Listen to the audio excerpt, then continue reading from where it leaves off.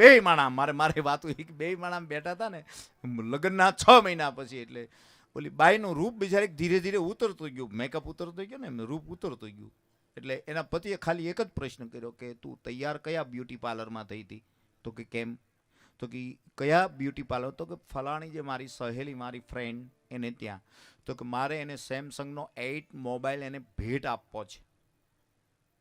55,000 વાળો? બિલકુલ. એટલે કે તો આ લ્યો નંબર, વાત કરી લ્યો ને તમે જ તે. વાત કરી કે બેન મારે તમને મોબાઈલ દેવા આવો છે, ક્યાં આવું? એટલે ઓલી હરખમાં નરખમાં એડ્રેસ આપ્યું અને પેકેજ કરીને લઈ ગયો. ઓલી બ્યુટી પાર્લર વાળી દીકરી આમ ખોખું ખોલ્યું તો લોક ક્યાંનો 33-15. અને ઓલી બેનનો મગજ ગયો કે સાહેબ ભાઈ આવી મસ્કરી કરાઈ કે બેન તમે એને શણગારીને મારી મસ્કરી ન કરી. સમજાય તો બહુ સારું છે. હા, એક વસ્તુ તમે નક્કી રાખજો, અમારી ટીકા કે આલોચનાના રૂપમાં મારી માતા બહેનો દીકરીઓનું હું નથી વિનંતી કરતો, મારા બાપ હું ખાલી કરબદ્ધ પ્રાર્થના કરું છું, ટીકા આલોચનાના રૂપમાં નહીં. તમારો જે નિખાર હોય ને એમને રહેવા દેજો બાપ. ઈશ્વર સંપદા મળી છે આ શરીરને, એને બહુ બહુ બહુ તમને માખણ ચોપડો હવે રે આપણી માવડી ઈ જ કરતી ને આમ કરીને, પછી આપણે ગુંગા ચોપડતા આખો દી આમ.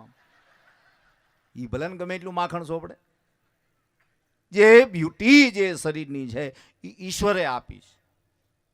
આપણી વાડીઓમાં પાણી ઓછા હતા ભાઈ, લગભગ પાણી વાળી વાડીઓ 25 વર્ષ પહેલા હતી કે નહીં ભાઈ? રોજ પાણી વાળવા જતા કે નહીં ભાઈ? માલધારી હોય રોજ સીમમાં જતા કે નહીં? નાતા કેટલા દિયે ભાઈ? પાણી તો પુષ્કળ હતું તોય ધોઈને અઠવાડિયે જ નીકળતી. રોજ નો નાતા તોય કેટલા સ્માર્ટ ચોખ્ખા. પાણીની તાણ નહોતી, શાકભાજી એટલા હતા તોય રાતે રોજ કઢું શું કામ? રોજ કઢી. વાડીમાં શાકની તાણ નહોતી પણ તેલ નહોતું. એટલે ઘણું ઘણું નથી, ઘણું છે, ઘણું છે, ઘણું નથી. ભગવાનની કૃપા થાય તો બધું થાય.